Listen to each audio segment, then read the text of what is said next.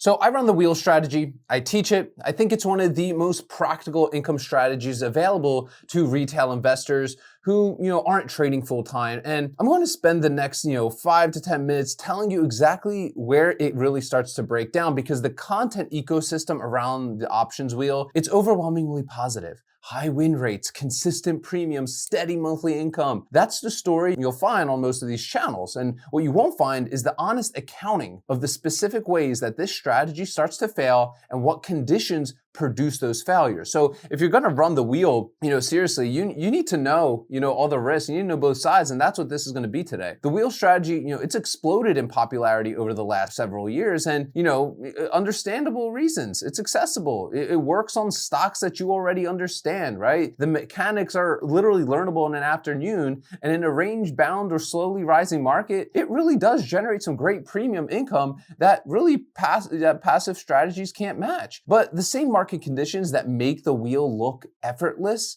in a back test, are the conditions that rarely persist throughout without interruption. What most wheel content is built on, whether intentionally or not, is a favorable period, low volatility, stable underlying prices, reliable premium. When you see a wheel strategy presented with clean monthly results and a tidy annualized return, you're usually seeing a very specific stretch of time, not a full market cycle. The risks I'm going to walk you through right now aren't edge cases. They're structural features of how the strategy actually works, right? They happen in normal markets to disciplined traders. The difference between someone who, handles them well and someone who doesn't is almost entirely preparation, right? Specifically, whether they really understand these risks before they entered that position anyway. So here's the framework I personally use for evaluating risk in any option strategy, and the wheel strategy specifically, right? Risk isn't just a probability that something goes wrong. It's the magnitude of the consequences when it does, and whether that consequence is even recoverable or not, right? A strategy with a 90% win rate that blows up your account 10% of the time is not a good strategy. It's a slow motion disaster with good optics most of the time. The wheel has a high win rate by design. Most of your puts, they will expire worthless. Most of your covered calls, they will expire worthless. That success rate is real, but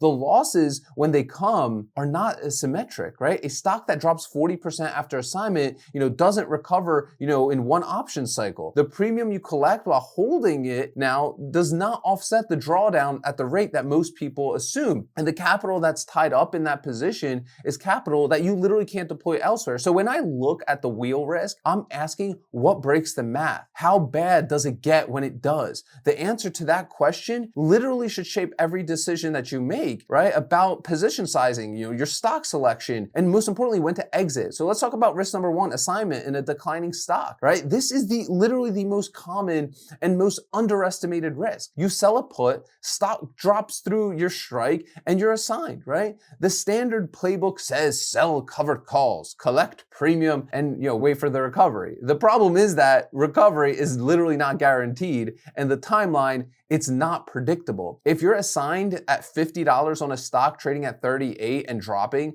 the covered calls that you can sell at a reasonable strikes, generate maybe 80 to $1.20, right? Maybe a month. At that rate, it takes 10 to 15 months of uninterrupted covered call selling just to reduce your cost basis to break even, assuming that the stock even holds flat or recovers. If it continues to lower, your position gets worse while your premium barely keeps pace. The risk here isn't just financial, it's the opportunity cost of capital locked in a losing position that could be deployed in a way better setup. Most wheel strategy content treats assignment as a neutral event. In a declining stock, it's the beginning of the hardest part of the trade. Let's talk about risk number two, volatility collapse after entry. The wheel generates the best premiums when implied volatility is elevated, right? High volatility means the market is pricing in a lot of uncertainty, and that uncertainty translates to richer options premiums literally across strikes and across expirations. But here's the problem. Volatility is mean reverting. A spike in implied volatility almost always compressed back towards historical norms. If you sell a put during a high volatility period, and let's say you collect $3 in premium, you might expect to replicate that every month going forward. But in a calmer environment, 2 months later, that same trade might generate $1.20, right? This matters because a lot of people calculate their expected annual income from the wheel during a volatile period and build a budget around that period, right? When volatility normalizes, the income's gonna drop, often by 40 to 60%, and the strategy no longer covers what they expected, right? This isn't a flaw in the strategy, it's literally a feature of how options pricing works, right? That's so important to really address that most content even, really doesn't. And risk number 3, concentration without realizing it. The wheel strategy naturally encourages you to run the same strategy on the same stocks repeatedly. You find names that you like, you understand the options chain, the premium is solid, so you run the wheel on them continuously. Over time though, many wheel traders end up with 70 to 80% of their portfolio in 3 or 4 names. Not by intention, but by inertia. Each position feels justifiable individually. Together, they represent a level of concentration that really creates real portfolio level risk when, let's say, a sector or a macro event hits all of them simultaneously. Like look in 2022, right? A trader running the wheel primarily on, let's say, tech names, which had very attractive premiums throughout 2021, got hit with assignment. After assignment, as the NASDAQ dropped 33%, especially. Each position had its own logic, right? The combined effect was a portfolio that was fully deployed in a single declining sector with no capital available to take advantage of even better setups elsewhere. The wheel doesn't protect against concentration risk. It requires you to actively manage it. Risk 4, the psychology of unrealized loss. This one doesn't show up in any backtest, okay? But it's responsible for more wheel strategy failures than any mechanical error you can make. Right? When you're assigned on a put and holding shares below your cost basis, the position sits in your account as a visible daily reminder that you're losing money. The covered calls you sell generate some income, but the unrealized loss number on your screen, it stays negative. And over weeks and months, the psychological weight of that number, honestly, it starts driving bad decisions. Some people sell covered calls to, too close to the current price to feel like they're doing something, right? They're sacrificing some recovery upside for that psychological comfort. Others hold too long, onto a genuinely broken business because, closing the position, it means acknowledging a real loss.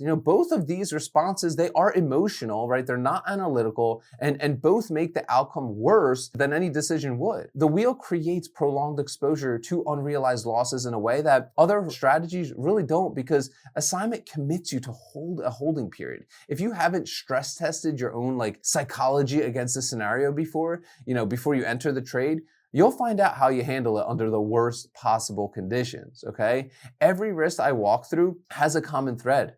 The wheel strategy creates obligations, not just opportunities. When you sell a put, you are obligating yourself to buy a stock at a specific price. When you're assigned, you are obligating yourself to now hold that stock until you can sell it or get called away. Those obligations have costs, financial, psychological, and in terms of capital flexibility. That premium that you collect is supposed to compensate for all that. Right? The question that determines whether the wheel works for you is whether you've priced those obligations incorrectly before you enter each of those trades.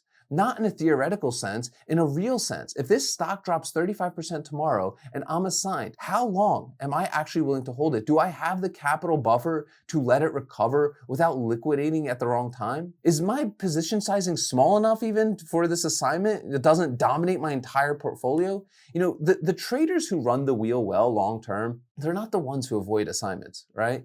Those happen literally to all of us. They're the ones though who sized correctly, selected quality businesses, maintained enough diversification to absorb, a broken position, and made an exit decisions based on fundamentals, right? Rather than that unrealized loss number that they're seeing on the screen. So here's where I'm personally standing on all this. I accept all 4 of those risks, okay, as the cost of running the strategy. They're real, they're structural, and they're not gonna go away.